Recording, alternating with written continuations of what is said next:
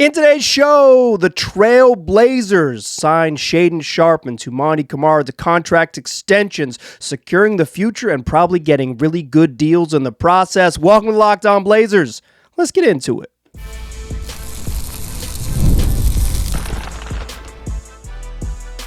You are Locked On Trailblazers, your daily Portland Trailblazers podcast, part of the Locked On Podcast Network.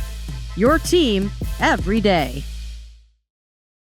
What's up, world? It's your past first point guard and Trailblazers reporter, Mike Richmond. You're listening to another episode of Locked On Blazers, part of the Locked On Podcast Network, available wherever you get podcasts and also on YouTube. Thanks for making this show your first listen. Coming at you each and every weekday, Monday through Friday. So make it a part of your daily routine. Make it your first listen. Tell your friends to do the same. It's Locked On Blazers, your team every day. In today's program, the future has been secured. The Trailblazers locked up Toumani Camara and Shaedon Sharpe on 4-year contract extensions that will kick in next season. They've got players who are talented under contract on the pretty dang cheap. It looks like this was a super duper home run for the franchise. We'll get into Shaedon's deal. We'll get into Toumani's deal. The Blazers also completed their roster for this season by signing Javonte Cook to their final two-way spot. Let's friggin' go. It's here. The season is upon us. Let's get into it. We're going to talk about all of that today. Let's start with Shaedon Sharpe. Shaedon Sharpe agrees to a 4-year, $90 million contract. Sharpe had until Monday, October 20th, where you listen to Monday, October 20th program. He had until Monday, October 20th to reach an agreement on a contract extension. Otherwise, he would have gone to the season, played out the final year of his rookie deal and entered restricted free agency next summer. Restricted free agency has been pretty unkind to restricted free agents, like to players, over the last 4 or 5 years, and particularly this summer, incredibly unkind. There are more teams that have cap space, and while they are bad teams, Shaedon Sharpe is young enough that the Brooklyns and the Charlottes of the world could potentially, make some decisions to clear cap space in order to acquire Shaedon Sharpe. And if he really pops off this season, there's a chance that the price really goes up. There's also a chance that it doesn't go up, but at this figure, there's basically no risk. Let's get into that. Here's why I think that. First of all, this is clearly some really good negotiating. If there's a quibble I have with this, I would have tried to get it to 5 years, and I would have come up on the average annual value to get to 5 years. If you're a long-time listener to the program, shout out to my everydayers. You know the number that I have been floating out there is 5 for 115. 5 for 115 and 4 for 90 is basically the same average annual value. I just would have wanted a 5th year.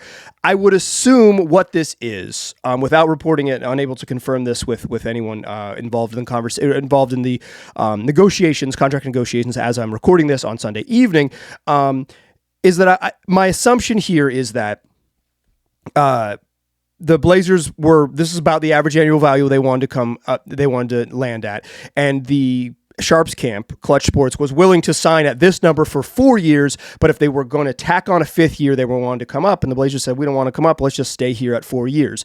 There's basically the trade-off for not getting the 5th year is this really light contract. It starts at about $20 million, which is 12% of the cap. That's just in the upcoming year. It stays below 13% projected through the lifetime of the contract, according to the numbers here from Keith Smith of Spot Track. Keith's the best. Appreciate you, Keith. So basically, you have Sharpe signed. Obviously, he's finishing up the final year of his rookie deal this year. And then you have him signed through his 26th birthday, through the 29-30 season on a 4-year deal that never pays him more than 13% of the salary cap. This is a really good deal. And why I say it has no risks, is because, okay, I guess anything has inherent risks. Why I think it has very limited downside is because if Shaedon Sharpe isn't good, this era is sunk anyways. Like the Blazers, this iteration of the Blazers kind of needs one of Shaedon Sharpe or Scoot Henderson to pop off. And while I do think outside of Portland, there's a lot of people who think Scoot Henderson remains a much better prospect than Shaedon Sharpe. Shaedon Sharpe has been, to date, a more productive player and a more available player than Scoot Henderson. That's with Shaedon Sharpe missing basically an entire year. He missed 50 games during his second season. So, if Sharpe doesn't, quote, live up to this contract, they're sunk anyways because he's no good. Like if he's just not like if he's not starter level good, and this is like starter level money, low end starter money, it doesn't matter. They are sunk anyways. So there's no downside to it. And the upside is tremendous. I've been saying this about my 5 for 115 number that I've been just making up out of thin air. It's like making up, I would say, educated guess based on some stuff. Like, but if Sharpe is freaking Gen Z Desmond Mason or like, low heartbeat Andrew Wiggins, he as opposed to some sort of loftier comps, whatever, like, you're just paying him money to be an okay, a pretty good starter with some upside. I know Andrew Wiggins made an all-star team 1 year, but he wouldn't have in other situations, say all of the other ones he's been, except for that 1 year with the Warriors. Like if Sharpe doesn't live up to the loftier comps, there's not that much downside with a contract. But if Sharpe does hit, the upside is tremendous. You're looking at 4 years of staggeringly good contract, perhaps one of the best contracts in the league if he hits, depending on how good he is by age 25. Like, then if he's just like an absolute hooper at 25, you're going to get 2 years of him at very cheap with with a real opportunity to be really good. Obviously, the most likely outcome is somewhere between, Andrew Wiggins with a little less fire and Toronto man's Tracy McGrady, the rebirth, but like somewhere in between a Hall of Famer and like a pretty good player with even less motor. Like if he lands in the middle, that's like probably the most likely outcome for Sharpe. Although Wiggins probably better than he's been, and that's kind of mean to Andrew Wiggins. I apologize. If Sharpe is better than Desmond Mason, but not as good as Tracy McGrady, which is sort of his most likely outcome because most guys land in the middle, then this deal still has tremendous upside for the Blazers, or at least a lot of upside for the Blazers, because it's a slightly below market contract for a good player. If Shaedon Sharpe is your fifth starter, and it's like, hey, he doesn't do a lot else, but he can get you 20 points. This is a great contract for someone with that. If he develops beyond that, it's a steal. It's a super duper hooper slam dunk. Like it is the chance for Sharpe to outperform this deal is pretty high. And while that's not like the end all be all for contracts, right? The best way to win in the NBA is to pay a really good player less than their market value. And if Sharpe pops this year right away and it like shows up immediately and he starts 4-year contract looking like he's, playing below market. Wow, is that a great deal? But if he doesn't, right? Like if it's, I think the reason Sharpe didn't get this type of money and why Toumani Camara, who signed a 4-year, $82 million contract, got relatively similar money is because Sharpe's archetype isn't really highly valued in the league. He is a 2-guard who doesn't shoot particularly well. He has been a negative defender thus far in his career, and he's not like a high-level passer, like as like a sort of secondary playmaker stuff. He's a scorer. He's a relatively, at this stage, right? He's a relatively one-dimensional scorer. Okay, well, if he remains that, right? Like if he remains that, I still don't think this deal is a vast overpay. And again, if it ends up being a vast overpay, this era of the Blazers is probably cooked anyway, so it doesn't matter. But like, I think typically with these rookie contract extensions in the past, you paid like a really hefty fee for potential, right? You said, okay, you're not that good now, but we do think your like high-end outcomes are fantastic. And Shaedon Sharpe's high-end outcomes are still very, very good because he's just so talented. He's like in the really, top 3% of athletes in the league. Like he's obviously very special physical talent, and he's very young. So like, in the past, you would have paid this hefty premium, right? I think he would have just like probably walked into 20%, if not straight up max contract, just because that's how you did it. You gave someone $40 million annually. And back in the day when back in the day, maybe 40 years ago, I think under this new cap climate, paired with sort of Sharpe's archetype, like, I said on the show on Friday, I thought Keegan Murray's contract was a little rich for my blood. I think that's too much money for Keegan Murray. But why Keegan Murray is maybe valued higher across the league? He's just bigger. He plays defense. Like he's had a year where he shot it well, although he's got shot worse each of the last 2 years. He's like regressed a little bit. So like I just think there is a 3-4 years ago where this sort of contract for Sharpe was unthinkable. Because of how low the dollar value is. And now just in the new CBA, I don't think Shaedon Sharpe felt like hey, if I bet on myself, I'm going to like win in free agency. And also $90 million is a ton of money. And the Blazers didn't have to negotiate against a whole lot here because they said like, look around the league at people who kind of have your level of production. They're not getting super paid. They're not highly coveted, blah, blah, blah, blah, blah, like all of these things. The Blazers could argue against, in some ways, the market, and they got Sharpe on this pretty darn good and potentially incredible deal. Potentially incredible deal. Again, if you're going to nitpick, I think it's that not getting a fifth year. I think you would have pushed for a fifth year, but perhaps this average annual value is so low that it's like, it's really worth it. And 4 years of Sharpe potentially outplaying all of those is really good. And like I said, there is very limited downside because, he's either going to be paid accurately for what he is, like that's the actual downside to this. He's either going to be well under market, paid actually for what he is, or he's just like, if Shaedon Sharpe doesn't, like if he's just not a good basketball player, right? If he's just like a seventh man, like when he gets into sort of like his fully, if like what he is right now is basically the fully formed Shaedon Sharpe, then they were already in trouble. They were the ship was already leaking. So I love this deal for the Blazers. I think this is really, really money for them. I'm going to mention this later in the show. I think these two contracts are the best contracts that Joe Cronin has ever signed. I think these are the best two moves in free agency he has ever made. And so to get Sharpe on this money is just like the array of positive outcome, there's a much wider chance of this being a below market deal and a really, really tremendous upside for the Blazers books than it is that Sharpe that Sharpe sort of like is no good for this contract. I think there's so little downside in this deal and potentially just an absolute winner. Let's talk Toumani in the second segment. Join me there, won't ya? First, though, let's talk Peloton.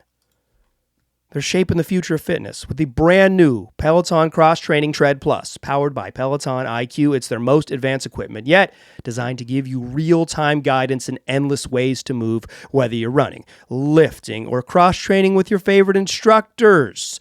This is training reimagined. Like it's Peloton is built for breakthroughs, and it's got tools to help you plan, stay motivated, and reach peak performance. You're going to love Peloton's IQ system because it offers real-time strength coaching. It is actually tracking your reps. It's going to suggest the right weights for you to use. It's going to correct your form, making every one of your reps safer and smarter.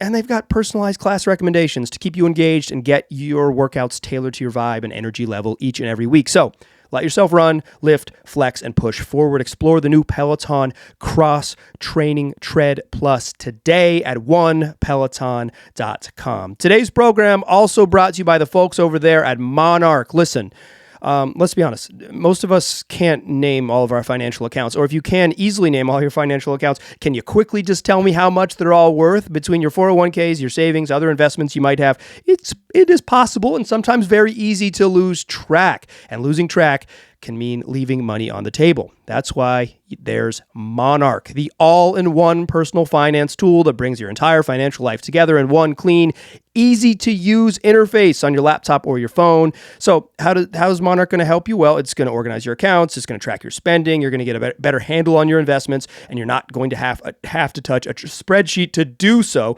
You can review everything if you share finances with someone, be it your spouse or other members of your family. Plus, their visual dashboards and smart tools make it so much easier to understand where your money's going and how to make it work harder for you. So don't let financial opportunities slip through the cracks. Use the code LOCKEDONNBA at monarch.com for 50% off your first year. That's monarch.com. And the code is LOCKEDONNBA for half off your first year.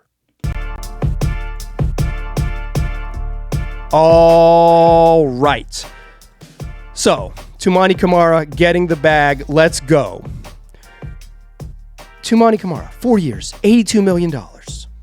His max is somewhere in the range of about, depending on where it falls, it's going to be somewhere in the range of 87 to 90. How it works is because he was getting paid so little money, he doesn't get to extend off his minimum contract. That would be unfair. Instead, because he makes so little money, he gets to extend off of the average salary plus 140% of the average salary in the NBA. So that won't be calculated until next year, so we won't know what the absolute maximum or till the end of the end of this fiscal year for the NBA. So you won't know the absolute maximum that Toumani could have signed for, but it's somewhere in that 87 to 90 range. At one point, it looked like it was 90. It'll be right there, but he gets 4 years, $82 million. I mentioned Shaedon Sharpe's percentage of the cap. He's about 12% to 13% during the lifetime of the contract. Toumani Camara at this figure is between 11% and 12% through the lifetime of the contract. Starters in the NBA typically make the high end players, the maxes are for 25, 30, and 35%. That's like your superstars, right? But so below that, you're paying like high end starters. It used to be 20% was like a really standard number. It looks like that is being driven down, but 14 to 16 is a pretty normal number. Say 12 to 16 is 12 to 18, maybe if you're going to stretch the edges. It's like, that's what you're thinking of, like your third, fourth, and fifth starters. Obviously like minimum guys make 1% of the cap. So that does kind of help balance things out. So, and like second round rookies that you are on the end of the bench, they they really help you pay other guys in that 15% range. If you want to do the quick math at home, I like this Toumani Camara contract a lot. I called, and this is like a real Mike Richmond thing because I'm a Toumani believer. But I thought extending Toumani Camara was priority number one this offseason. And to me, it's because I think his game just travels. Part of it, like why I didn't call Shaedon Sharpe that same thing, is because Sharpe was going to hit restricted free agency. Like I think there was, even though like maybe his youth would drive like the Hornets and Bulls and Nets of the world to like create $35 million of cap space to give Sharpe a whole big bag. I just thought the Blazers they weren't going to get burned, right? Because there was no way he was going to walk. But because Toumani's number was going to go up into the future, and because I think he's like the type of player that helps on any good team, so he would have a much wider array of suitors. I was a big proponent of just going ahead and giving Toumani as much money as they could, because I also thought his maximum number, which was going to come in at like, average is around 11.5 at this price, but his average for his absolute max number was going to come in around 14%, right? That's a very normal number to pay someone of his quality. Obviously there's some risk because Toumani is, he's a very good defensive player, and I think that's going to travel. I think he's one of the best defensive players in the league. I think he's one of the 20 best defensive players in the league. He shot above average on increasing volume. If he can even up that volume even more this year and continue to shoot, he played very little in preseason so far, but the one game that he did play, he did look fantastic. The tiniest of sample sizes, but also the good version of the tiny sample sizes. Like if he pushes up towards like a 38, 40% 3-point shooter and takes 7.5 a game on average, taking 7 or 8 threes a night, making 40% of them, defending at the level he does with the versatility he does, that's a player who plays on every good team in the league. And my belief, and why I was such a proponent of giving Toumani his money, was like, if you're trying to be good, this is the exact type of role player. Locking in for a long period of time is really helpful for you to be good. And because because there's some risk next year of this going up, of the number going up and him hitting restricted, like the Blazers could make him a restricted free agent next year, but there's even a world where he could, if they didn't want to make him a restricted free agent because they weren't trying to pay him, that he would get into unrestricted free agency the following summer, right? Like if they really wanted to keep him cheap and on the books. So there's some risk because you go from paying him like $2.5 million in the 26-27 season now to about his starting salary on this extension is, according to Keith Smith of Spot Track, $18.3 million. Obviously it's like a big hit on the books, right? When you didn't necessarily have to take. So there's some inherent risk there. I will say, smart person, Kevin Pelton, friend of the Pacific Northwest, he thinks that this was too much risk. He didn't really like the Toumani extension, but I will say, talking to other folks who I think are like smart cappy types in the league, including Nate Duncan of Dunked On, it's like Nate was all in on it. So I think it's like some of this is eyes of the beholder.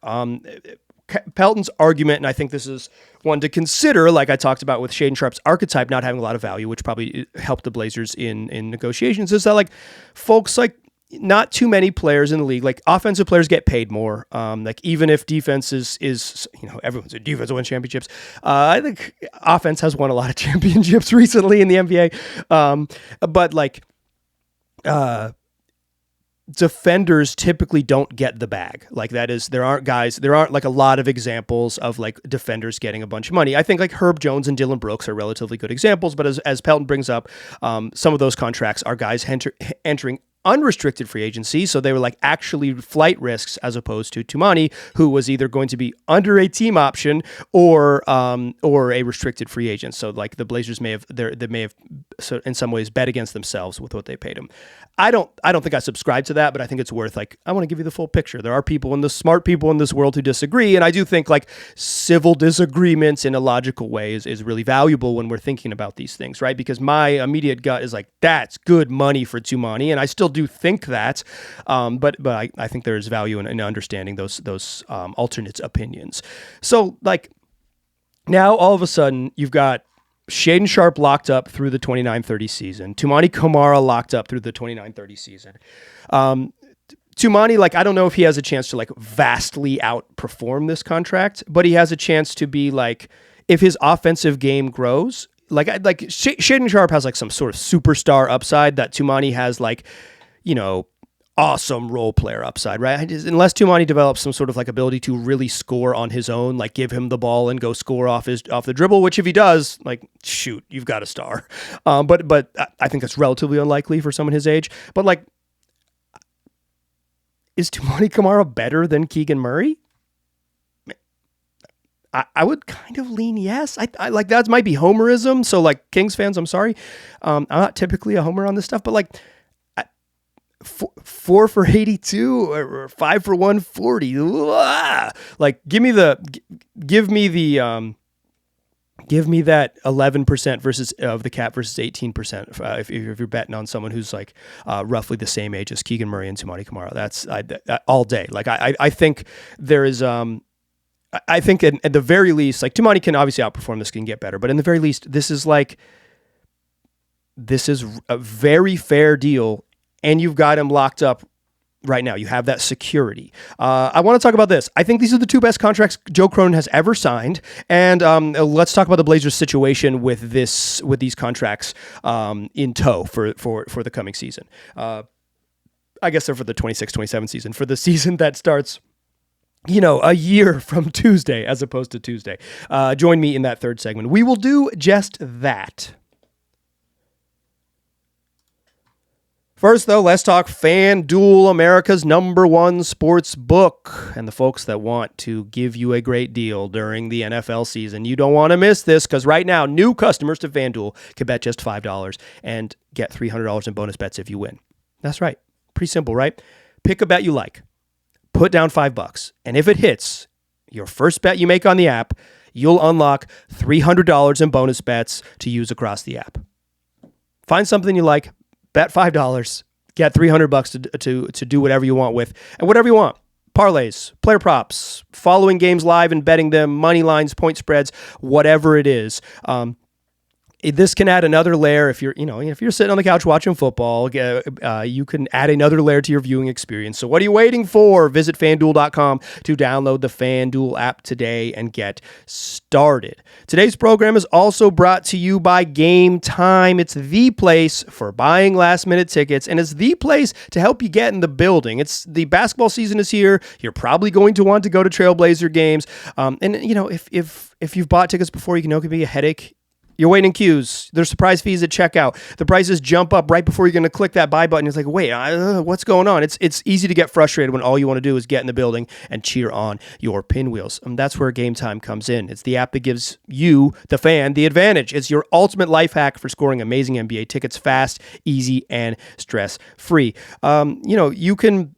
what you see is what you pay. So there's no hidden fees at checkout. Plus, they've got a 360 view. So if you've never been to the arena, if you've never sat in that part of the arena, you can click your view. Or if you're going to a new place, you can click the view from your seat. Do the 360 view, exactly what it's going to look like before you buy your tickets. You can even find NBA tickets for under $25 on Game Time. So take the guesswork out of buying NBA tickets with Game Time. Download the Game Time app, create an account, and use the code LOCKEDONNBA for $20 off your first purchase. Terms apply. That's code LOCKEDONNBA for $20 off. Swipe, tap, ticket, go. Still a pass first point guard. I'm still Mike Richmond. You're still listening to Locked On Blazers. this roster's complete. Not that Toumani Camara or Shaedon Sharpe were going anywhere. That's the thing about contract extensions. These are for next season. But the Blazers, what a saga. What a weekend for Javonte Cook. He was the last guy in camp. They waived everybody else. He was the 18th player. They had one open two-way spot left. So it was like, okay, this dude has played 3 years in the G League and is yet to make his NBA debut, is going to get this opportunity. Then he gets waived on Friday. A team source indicated to me that there was Javonte Cook, he's getting waived, but he's still under consideration for a two-way spot. And when I received that information on my phone, I said, that seems false. I said, that seems like it might not be true. I can't believe Javonte Cook's getting waived.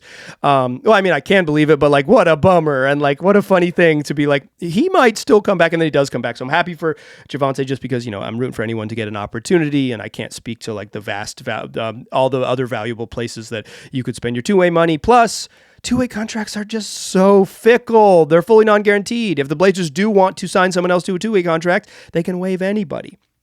And you can waive Cook at any time and add a new person to a two-way contract. They're very team forward deals. I will say the Blazers' other two-way guys, seems like Caleb Love and Sidi Sissoko are at least if the Blazers aren't healthier than they have been in the preseason. If Matisse Thybulle is not available, it seems like Sidi Sissoko might play. He might be the 10th guy in the rotation. So they're going to get some mileage out of these two-way guys. I mentioned that I think the Shaedon Sharpe contract, which has tremendous upside, and the Toumani Camara deal, which is I'm somewhat surprised that Toumani's camp didn't just say, hey, we want whatever the absolute maximum is. Credit to Joe Cronin for truly negotiating and saying, hey, this is a number we're not willing to go over. This is a price that we think is fair. This is $80 million for you, a second round pick. Take the money, get paid, but we're not just going to say, hey, whatever the average salary comes in, whatever we can sort of negotiate to and project, and whatever the sort of projection ends up landing at, we'll give it to you. No, true negotiating. And I don't think Cronin has a long history of doing this. In fact, if there has been a clear weakness in his game, is negotiating with veteran free agents. Let's just look back at his moves. In 2022, he immediately signed Damian Lillard to a 2-year, $113 million extension, one that of course he didn't even end up playing a single minute on because he got injured and waived by the Bucks, right? I don't think you could say that was ended up being a good contract. It's hard to argue that one. He gave that same summer Anthony Simons for $100 million. I will say at the time, I thought it was a decent bet on Anthony Simons to mature into a good starting player. He did not do that. He was not a high-level starter at any point on that contract, and he ended up being not particularly valuable as a trade piece at that price tag. Kind of is it. I guess in some ways it kind of just is what it is. But I don't think you can say that was a positive value or a good contract for Simons. That same summer, Jusuf Nurkic also got paid. 4 years, $70 million for Nurk. I don't think you can make a case that ended up being a good contract, right? That ended up being, Nurk was just a little overpaid for what his production was. Maybe it wasn't crazy at the beginning of the deal, but I think the back half of that deal was just wow, that's too much money for Jusuf Nurkic. And that same summer, Gary Payton, 3 years, $26 million. We don't even need to get into that one. Clearly very bad. The following summer, 5 years, $160 million for Jeremy Grant. That's not a good contract. That same summer, 3 for $33 million for Matisse Thybulle. Fine, but I don't think you could make the argument that that's a good deal. I don't think it's been a deep burden, but Matisse is not going to end up with I would be surprised if Matisse Thybulle ends up with real trade value other than just he's an expiring contract. And if you're willing to do someone a favor, you can extract some value there. But yeah, even if that's a neutral deal, I don't think you can say it's a good one. And then in 2025, this summer, he signed Dame to a 3-year, $42 million contract. We'll see what Dame is like when he gets back. Perhaps he's extremely good and he's well underpaid, but you'd be hard-pressed to say that paying Dame $14 million to do nothing is a particularly good deal. I would say over his summers, in 2024, they didn't really sign any veterans, but over his 4 summers, I don't think Joe Cronin has done a good job with this. And then he comes in the summer of 2025, the fall of 2025, and signs, this is his first opportunity to sign his draft picks. Shaedon Sharpe is his first draft pick. The 2022 draft is eligible this summer, and because Toumani is a second round pick with this player option, they can rip up his deal, rip up the player option, which is what they did, and then negotiate the extension, right? So this is the first time he's like had eligible players in this manner. And if you want to throw in, I didn't include first round rookies because there's no negotiating, and second round rookies, since none of them have signed a second contract with the Blazers, I think it's hard to argue that like sort of like the Trendon Watford, Jabari Walker deals were like good for the Blazers. I would say for the most part, Joe Cronin, this has been a weakness of his game. He's done some very good trade work, and like I guess maybe eyes of the beholder. But I think he's been fine overall in drafts. I would call the Blazers like an average draft team under Joe Cronin. That I think they've done for their draft slot done well, and have a chance to obviously depending on where those young guys go, have that drastically change, right? That you could say that you could feel a lot better about it. But the contract stuff has been bad. They have not been good at it. These are killer deals. Like the Sharpe deal might be a killer deal. That might be like one. Like there is a chance that Shaedon Sharpe is just playing on one of the best contracts in the league by the end of this. That's a killer deal. And Toumani, while I think you're paying a lot of money for a guy who's mostly a defender, if he develops the way he looked like he is capable of in the second half of last season, like. You're talking to a dude who's going to compete for first team all defense and shoot at a very high level from three. This is a player that travels, and this is like, even if it's not like way under market for Toumani, it's like it's getting really good players under contracts, getting really solid players who help you win under contracts and fit the plan. That's money. These are two really good deals. Joe Cronin for the first time, I mentioned heading into this negotiation stuff that we'd never seen Cronin do this, how he would handle restricted free agents. I would say he handled it very well. I would say he did a very good job. Yeah, I mean, maybe times change and Cronin just kind of figured out kind of the cycle of like how the market works and didn't like, and just like has a much better handle on it now that he's just been doing it for a long time.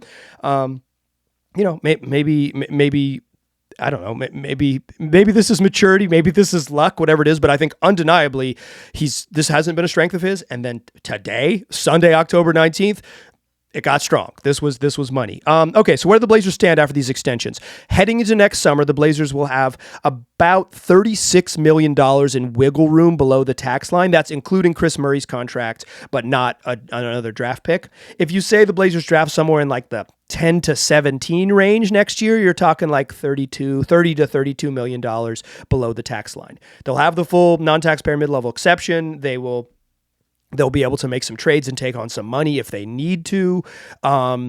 They have players under contract in Toumani and Sharpe who are good and are going to be part of the plan moving forward.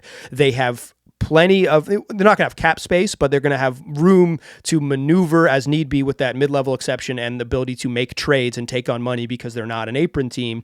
Like ability to maneuver in the trade market and, obviously going to have to fill out the roster because that's only 10 players and 11 if you include the draft pick. Let's call it 11, 4 roster spots and $30 million. They have a window here to build a pretty competitive team. And obviously you have to execute that, but I would say these deals and what they got Toumani and Shaedon Sharpe on, you have clarity about where you're at financially and you have space to make moves. This is a chance. Obviously you got to thread a perfect needle, but these early steps have put themselves in a position to have opportunity. And that's kind of the name of the game. When you're not good yet, maintain your flexibility so you can get good. And these deals maintain their flexibility so they can get good. That they have a window in the summer of 2026, and now the season is going to happen, and we'll see how good they are. And I think that will really inform a lot of our perception of like what their opportunity might be in the summer of 2026.